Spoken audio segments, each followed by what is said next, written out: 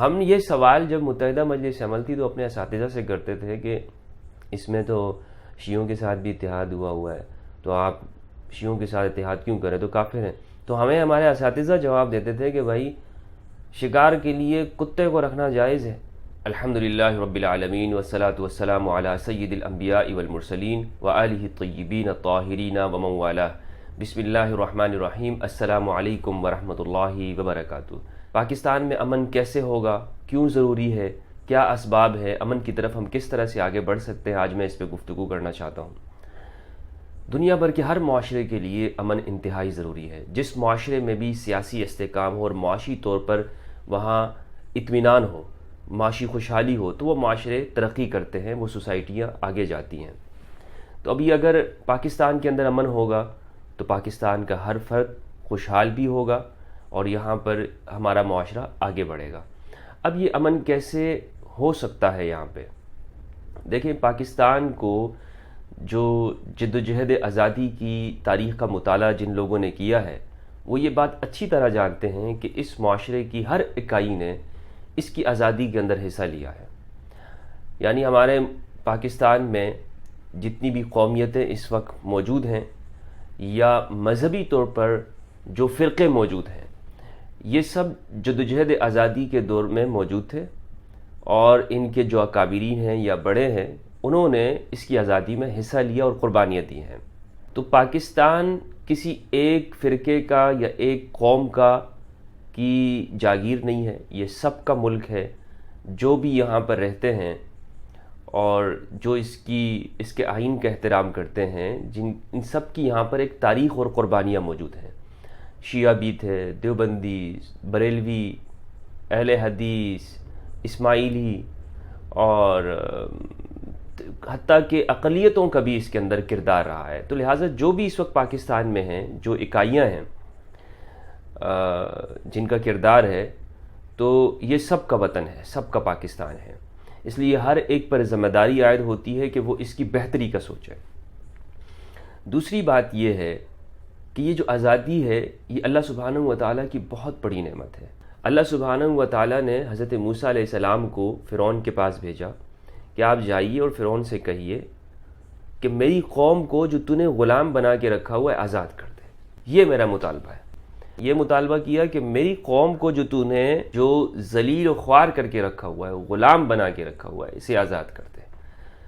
تو معلوم ہوا کہ انبیاء بھی اس آزادی کے لیے اپنی قوم کو ابھارتے ہیں اور اپنی قوم کے لیے کردار ادا کرتے ہیں۔ تو جب یہ نعمت ہے تو اس کا خیال رکھنا، اس ملک کو ترقی دینا، اس ملک کو آگے لے کے جانا ہم سب کا فریضہ بنتا ہے۔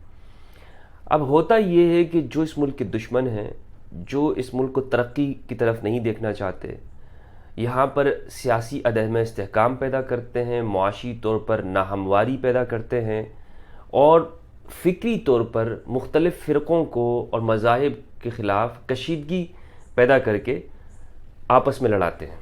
اور آسان ٹارگٹ ان کا یہ ہوتا ہے مسلمانوں کے جو باہمی جو فروعی اختلافات کے اوپر جو فرقے ہیں جیسے شیعہ اور سنی ہیں، ان کو ٹارگٹ کرنا، ان کو لڑانا، آپس میں ایسی صورتحال پیدا کرنا کہ دونوں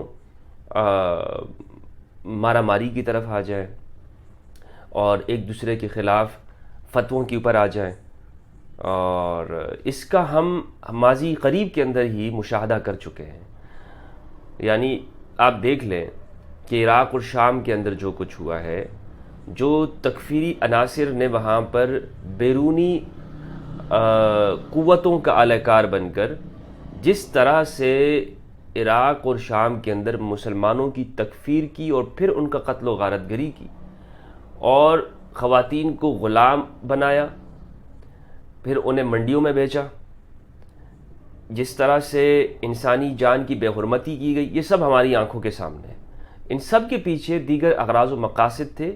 جو امت مسلمہ کے دشمن ہیں ان سب کو کچھ مفاد حاصل کرنا تھے۔ یہی وہ کام جب پاکستان میں کرتے ہیں، کسی شیعہ کو مار دیتے ہیں، کسی سنی کو مار دیتے ہیں، اور پھر اس طرح سے وہ چاہتے ہیں کہ لڑائی پیدا ہو۔ تو لہٰذا اس وقت ہم سب کے لیے جو ضروری ہے، میں سب سے کہتا ہوں، چاہے دیوبندی ہیں، بریلوی، شیعہ، سنی، جو بھی ہیں، آپ جس بھی موقف کو مانتے ہیں یہ آپ کا بنیادی طور پر حق ہے، یہ حق آپ کو آئین نے دیا ہے، یہ کوئی آپ سے چھین نہیں سکتا ہے۔ اس حوالے سے جب میں یہ کام کر رہا ہوں تو میں مختلف مذاہب اور مختلف مکاتب فکر کے لوگوں کے پاس جو جا رہا ہوں، اس کا بنیادی مقصد کیا ہے؟ اس کا بنیادی مقصد یہ ہے کہ خواہ آپ دیوبندی ہیں، سنی ہیں، بریلوی ہیں، شیعہ ہیں، اہل حدیث ہیں، کسی بھی مکتبہ فکر سے آپ تعلق رکھتے ہیں، یہ آپ کا بنیادی حق ہے کہ آپ اس پر جمے رہیں، یعنی آپ ان عقائد کو مانیں، کوئی بھی آپ کو ان سے ہٹا نہیں سکتا ہے۔ یہ آپ کو پاکستان کے آئین نے اس کا حق دیا ہوا ہے، ہر شہری کو اپنے مذہب کی آزادی ہے، اس پہ جبر نہیں ہے۔ تو آپ اس کو جو عقیدہ ہے وہ مانتے ہیں، لیکن بات یہ ہے کہ جب ہمیں ایسی صورتحال ہوتی ہوئی نظر آتی ہے کہ ایک فرقے کا شخص اٹھ کے وہ دوسرے فرقے کے لوگوں پر یہ بات کرے کہ جی وہ لوگ کافر ہیں، اور کسی ایک شخص کی غلطی کو وہ سب کے کھاتے میں ڈال دیں، اس سے پھر دوسری طرف سے سلسلہ شروع ہو جاتا ہے، پھر دوسری طرف سے ہوتا ہے، اور ہم نے یہاں پہ دیکھا ہے کہ اس طرح کی ایکسٹریمسٹ طاقتیں اور قوتیں موجود ہیں جو ہمارے شیعہ بھائیوں کے اوپر علل عموم تکفیر کرتے ہیں، کتابیں لکھی ہوئی ہیں، آج بھی کر رہے ہوتے ہیں۔ یعنی پاکستان میں ضرب عضب ہوا، افواج پاکستان نے قربانیاں دی، اور ہزاروں شہداء ہمارے پاکستان کے یعنی جو بھی آپ یہ دیکھیں کہ اس نے قربانیاں دی ہیں، یہاں کے ہم سب نے قربانیاں دی ہیں، اس میں صرف میں افواج پاکستان کا نہیں کہہ رہا، سب نے دی ہیں قربانیاں۔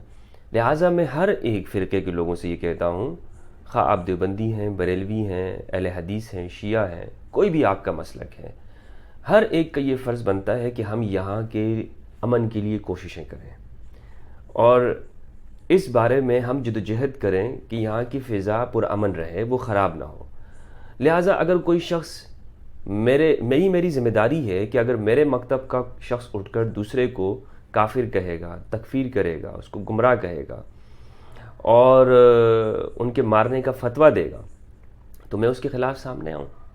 ہر فرقے کے لوگوں کو یہ کام کرنا چاہیے، لیکن افسوس ہوتا ہے ہمیں یہ بات دیکھتے ہوئے کہ ہم مختلف مصلحتوں کی بنا پر ہم ان باتوں کو آگے نہیں کرتے ہیں، خوف کی وجہ سے، یا مصلحتیں ہوتی ہیں کچھ جسے ہم بس بول نہیں پا رہے ہوتے ہیں۔ میں نے دیکھا ہے کہ بہت سارے لوگ وہ ان سب باتوں کو غلط کہتے ہیں کہ جی یہ نہیں ہونا چاہیے، امن ہونا چاہیے، لیکن وہ اس کا اظہار نہیں کر رہے ہوتے۔ تو بھائیو، جو شخص جرم پہ خاموش ہے وہ بھی جرم میں برابر کا شریک ہے۔ خرابی تب پیدا ہوتی ہے کہ جب ایک شخص کی غلطی کے اوپر، اس کو میں زور دے کے کہہ رہا ہوں، ایک شخص کی غلطی کے اوپر، یا جب ہمارے مفتی صاحبان سے مسئلہ پوچھا جاتا ہے تو وہ پورے کے پورے فرقے کو وہ رگڑ دیتے ہیں، وہ کہتے ہیں کہ جی یہ سارے فرقے لوگ اس طرح ہیں، ان کی وجہ سے تو اسلام تنزلی میں ہے، ان کی وجہ سے اسلام خراب ہے، جہاد تو انہی لوگوں سے کرنا چاہیے، اگر ان کے خلاف جہاد نہیں تو پھر اور کس کے خلاف جہاد ہے، مشرک تو یہی لوگ ہیں، بدعتی تو یہی لوگ ہیں۔ یہ رویہ جو ہمارے ہاں ہوتا ہے، اس سے میرے بھائیوں پھر ہم یعنی آج دنیا میں دیکھ لیں جو دیگر فتنے ہیں اس کا جواب ہم کس طرح سے دیں گے؟ پھر لوگ یہی کہیں گے نا کہ تم مسلمان کیوں ہو رہے ہو بھائی، کس کھاتے میں فٹ ہو گئے، کس خانے میں جا کے تم نے فٹ ہونا ہے، شیعہ میں ہونا ہے، سنی میں ہونا ہے، بریلی میں، دیوبندی میں، کس میں جا کے ہونا ہے؟ تو اس سے اچھا ہے کہ تم مسلمان ہی نہ ہو، اس طرح پھر لوگ کہیں گے۔ وہ یہ ساری باتیں کیوں کرتے ہیں؟ انہیں ہم لوگ جواز دے رہے ہوتے ہیں نا، ہم لوگ بھائی ٹھیک ہے آپ دیوبندی بریلوی ہیں، آپ کہیں گے بھائی مجھے اپنے امام کے قول کے اوپر اعتبار ہے، لہٰذا میں کسی اور کو میں نہیں جا رہا ہوں کسی اور قول کی طرف، لیکن ان ساری باتوں میں مسئلہ نہیں ہوتا۔ مسئلہ تب پیدا ہوتا ہے جب آپ کہتے ہیں کہ جی ہم بریلوی ہیں اور ہم حق کے اوپر ہی ہیں، اور جو دیوبندی ہیں وہ سارے کے سارے باطل ہیں، وہ سارے جہنمی ہیں، وہ سارے گستاخان رسول ہیں، بے ادب ہیں، بد مذہب ہیں۔ اصلاحی دعوت دینے والے ہمارے ہاں کراچی میں بڑی بڑی تنظیمیں ہیں، وہ تک اس ٹرم کو یوز کرتے ہیں بد مذہب کی، اور ہم اچھی طرح جانتے ہیں، ہر ایک بندہ جانتا ہے کہ بد مذہب سے ان کی مراد کیا ہوتی ہے۔ اپنے فرقے کے لوگوں کو نہیں، یعنی دوسرے لوگوں کو وہ مراد لے رہے ہوتے ہیں بد مذہب بول کے۔ تو بد مذہب سے مراد ان کی وہاں پر تو ہندو یا کرسچن تو نہیں لیتے نا، وہ اپنے فرقے کو لوگوں کو، وہ دوسرے فرقے کو لوگوں کو وہاں مراد لے رہے ہوتے ہیں۔ تو آپ اصلاح کے کام بھی کر رہے ہیں اور آپ دوسروں کو بد مذہب بھی کہہ رہے ہیں۔ تو اب اس وقت میں جو ملک کی موجودہ صورتحال ہے، آپ دیکھیں کہ ہم نے جو نظر آ رہا ہے وہ یہ کہ دشمن ہمیشہ سے جو یہ کوشش کرتا ہے کہ ملک کی فضا کو خراب کیا جائے، پرامن ماحول کو برباد کیا جائے، اور یہاں پر فرقہ وارانہ کشیدگی اس کے لیے بہت آسان ہے، کیونکہ یہ ساری چیزیں ہمارے ہاں یہ دبی ہوئی، یوں سمجھ لیں کہ دبے طور پر موجود ہوتی ہیں، اس کو صرف ہلکی چنگاری دکھانے کی ضرورت ہوتی ہے، وہ پھر آگ کے شعلے بھڑک اٹھتے ہیں۔ تو ہم نے تمام فرقوں کے لوگوں نے، میری سب کو دعوت ہے کہ آپ سامنے آئیں، آپ کے جو معتبر علماء ہیں، جو آپ کے جن کو آپ سمجھتے ہیں کہ یہ ہماری آواز ہے، یہ ہمارے اکابرین ہیں، وہ سامنے آئیں، اور یہ جو تکفیر کی فضا پاکستان میں ہے اور اس کی وجہ سے ہمارے ملک کا امن برباد ہوتا ہے، اس کے خلاف بات کریں۔ اس سے انشاءاللہ جب آپ ہمیں ایک فائدہ نظر آئے گا، جب امن ہوگا، ہمارا ملک ترقی کرے گا۔ میں جو یہ مختلف مذاہب اور مسالک کے علماء کے پاس جاتا ہوں، اسکالرز کے پاس جاتا ہوں، اس کی کیا وجہ ہے؟ اس پہ میں آپ سے بات کروں۔ دیکھیں، اس کی وجہ یہ ہے کہ جو چیزیں ہمیں غلط پڑھا دی گئی ہیں، ہم نے بغیر تحقیق کے سمجھ لی ہیں، ہمارے کانوں میں ہمیں بچپن سے، اپنے معاشرے سے ہم دوسرے فرد کے بارے میں جو سنتے آ رہے ہیں، اور وہ ہمارے لیے اجنبی بن گئے ہیں۔ مجھے ایک شخص نے کہا کہ یعنی آپ اس سے یہ اندازہ لگا لیں کہ ہمارے شیعوں کے بارے میں معلومات ہی نہیں ہے۔ ہندوؤں کو اور کرسچنوں کو تو وہ دور کی بات، وہ تو ان کو آپ ذرا سائڈ پہ رکھیں نا۔ یعنی یہ نہیں پتہ ہوتا کہ وہ نماز کس طرح سے پڑھتے ہیں۔ یونیورسٹیوں میں، کالجز کے اندر، حتیٰ کہ ہمارے ہاں جو مدارس کے طلبہ ہیں، انہیں مذہب شیعہ یا فقہ جعفریہ کے بارے میں بتایا ہی نہیں جاتا، صرف یہ بتایا جاتا ہے کہ جی وہ کافر ہے، افسوس کے ساتھ۔ لیکن اس میں امام جعفر صادق کا کیا قول ہے؟ ہمارے شیعہ بھائیوں کے فقہ کے اندر اس بارے میں کیا رائے موجود ہے؟ اس کو تو سرے سے ڈسکس ہی نہیں کرتے۔ میں سنیوں کی بات کر رہا ہوں، مجھے دوسروں کا نہیں پتہ ہے۔ تو جب ہمارے ہاں تعلیمی اداروں کا یہ عالم ہے، تو مجھے بتائیے کہ پھر یہ اجنبیت بڑھے گی نہیں؟ لاکھوں طلبہ ہر سال ہمارے ہاں سنی مدارس سے نکلتے ہیں، ہزاروں کی تعداد میں ہوگی۔ تو یہ جو ہزاروں کی تعداد ہے، یہ 2 سال کے اندر، 10 سالوں کے اندر تو یہ لاکھوں کی تعداد میں نا، اتنے لاکھوں لوگ جو جنہیں ہم اسکالر کہہ رہے ہوتے ہیں، وہی جب غلط معلومات لے کر باہر نکلیں گے اور پھر وہ آگے اسپیچ کر رہے ہوں گے، لوگوں کو دین پہنچا رہے ہوں گے، تو اپنے خیال کے مطابق کیا وہ صحیح حق ادا کر رہے ہیں؟ کہاں صحیح حق ادا ہوگا جب آپ نے دوسروں کے بارے میں اجنبیت؟ دیکھیں، جب ہم اجنبی ہوتے ہیں تو ہمیں خوف آتا ہے، ہم راستے میں جاتے ہیں تو ہمیں یہ ڈر ہوتا ہے کہ بھائی یہ میرے ساتھ جو گاڑی میں بیٹھا ہوا ہے کہیں اس سے نقصان نہ ہو جائے۔ ہم دعا سلام نہیں کر رہے ہوتے، ہم پوری قوم خوف میں جی رہے ہیں، پوری قوم کا یہ المیہ ہے۔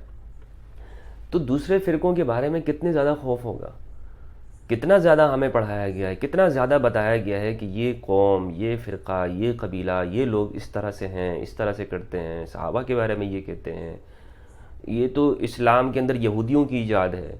جب یہ چیزیں ساری سنی ہوئی ہیں تو مجھے بتائیے کہ ہم صحیح دل کے ساتھ کیسے ملیں گے؟ پھر اگر کہیں پر ہمیں کوئی بزنس میں کوئی پارٹنر مل جائے، حتیٰ کہ آپ دیکھ لیں کہ قربانی کے مسائل میں لوگ پوچھ رہے ہوتے ہیں کہ اگر ایک شیعہ ہمارے ساتھ موجود ہے قربانی میں تو قربانی ہوگی یا نہیں؟ ہمارے مفتیوں کا فتویٰ ہے کہ نہیں ہوتی قربانی، ایک کی قربانی، یعنی ایک شیعہ بیچ میں آ گیا، ساری قربانیاں خراب ہو جاتی ہیں۔ تو پھر جب اتنا بڑا معاملہ جب آپ زندگی کے اندر کر رہے ہوں گے، رشتہ کر رہے ہوں گے، یا آپ کوئی بزنس کرتے ہیں، تو مجھے بتائیے جو یہ شخص ڈر رہا ہو کہ قربانی خراب ہو جاتی ہے، جانور ضائع ہو جاتا ہے، وہ کبھی بزنس میں سچائی کے ساتھ اس کے ساتھ شریک ہوگا؟ کبھی ملک کے اجتماعی معاملات کے اندر، سیاست کے اندر سچائی کے ساتھ شریک ہوگا؟ ہم یہ سوال جب متحدہ مجلس عمل تھی تو اپنے اساتذہ سے کرتے تھے کہ اس میں تو شیعوں کے ساتھ بھی اتحاد ہوا ہے، تو آپ شیعوں کے ساتھ اتحاد کیوں کریں، تو کافر ہیں۔ تو ہمیں ہمارے اساتذہ جواب دیتے تھے کہ بھائی شکار کے لیے کتے کو رکھنا جائز ہے، تو جب وہ ہم ان کو کتوں کی طرح سمجھتے ہیں، تو جب یہ جو سوچ ہوتی ہے نا ہمارے دوسروں کے بارے میں، تو یہ خرابیاں پیدا کرتی ہیں، اور اسی خرابیوں سے بچنے کے لیے آج ہم نے یہ تہیہ کرنا ہے۔ ہم نے اپنی قوم کو لاشیں دی ہیں، اس کے سوا کچھ نہیں دیا ہے۔ ہم نے اپنی قوم کو فتوے دیے ہیں، ترقی کی کتابیں نہیں دی ہیں، ترقی کی طرف، آگے کی طرف ہم اپنے قوم کو نہیں لے کے گئے ہیں۔ حالانکہ ہمارے جو سلف صالحین تھے وہ کسی کی تکفیر نہیں کرتے تھے. وہ کہتے تھے کہ جو اہل قبلہ ہیں ان کی تکفیر نہیں ہوگی. یہاں اس اصول کو یکسر نظر انداز کر دیا جاتا ہے جی، صحابہ صحابہ، اور اسی بنیاد پر سب کو کافر قرار دے کر ملک کا امن تباہ برباد کر دیا جاتا ہے. تو میرا یہ جو سفر ہے اس کو آپ یوں ہی سمجھ لیں، وہ یہی ہے کہ میں ان علماء کے پاس جاتا ہوں. بھائی جو ہم نے سنا ہے آپ ہمیں بتائیے کہ آپ اس طرح سے ہیں یا نہیں ہیں. اگر وہ کہتے ہیں کہ بھائی نہیں ہیں، ٹھیک ہے، آپ ان چیزوں کو ویریفائی کر لیں، لیکن مجھے یہ حق نہیں بنتا ہے کہ میں یہ کہوں کہ تمہاری اصلیت تو میں تمہیں تمہاری کتابوں سے بتاتا ہوں. ایک بندہ جب یہ اقرار کر رہا ہے، اپنی زبان سے بتا رہا ہے کہ بھئی ہمارا یہ مسلک اس طرح سے ہے، تو پھر میں کون ہوتا ہوں یا آپ کون ہوتے ہیں کسی کی اصلیت بتانے والے. تو لہٰذا امن پاکستان کے اندر تمام مسالک کا کردار ضروری ہے، تمام مذاہب کا ضروری ہے، تمام قومیتوں کا. یہاں کی اسٹیبلٹی کے لیے، سیاسی پولیٹیکل اسٹیبلٹی کے لیے اور معاشی ترقی کے لیے یہ انتہائی لازمی ہے. ایک تو میں اپنی پوری قوم سے یہ بات کروں گا، تمام سے، سنی، شیعہ، دیوبندی، بریلوی، سب سے، کہ کوئی بھی شخص اگر آپ کسی سے دھوکہ نہ کھائے، کوئی بھی اگر آپ کو دین کے نام پر دوسروں کی تکفیر کرتا ہوا پایا جائے اور وہ یہ کہے، وہ قسم ہی کیوں نہ کھائے کہ یہ میں آپ کو دین بتا رہا ہوں، اس کے پر اندھا دھند آپ اعتبار نہیں کریں. ہاں جی، آنکھیں بند کر کے آپ اس کی بات کو مان رہے ہو، نہیں، یہ رویہ آپ چھوڑ دیں. آپ دیکھیں انشاءاللہ آپ کے پاس کوئی جب اس طرح کی کوئی بات کرے نا کہ فلاں کافر ہے یا فلاں اس طرح، تو آپ اس سے پہلے کہیں گے جی بتا کتاب کدھر ہے، کہاں لکھا ہوا ہے، تم مجھے بتاؤ کہ کس حدیث میں یا قرآن کی کس آیت سے بات کر رہے ہو. تو یہ ریفرنس مانگنا شروع کر دیں. جمعوں میں، خطبوں میں اگر مولوی صاحب آپ کو اس طرح سے بات کر رہے ہو، آپ پوچھیں، کھڑے ہو جائیں. جب ہم یہ مثال بیان کرتے ہیں کہ حضرت عمر رضی اللہ عنہ سے کھڑے ہو کر احتساب کیا جاتا تھا، سوال کیا جاتا تھا، تو یہ مولوی صاحب سے کیوں نہیں ہو سکتا ہے؟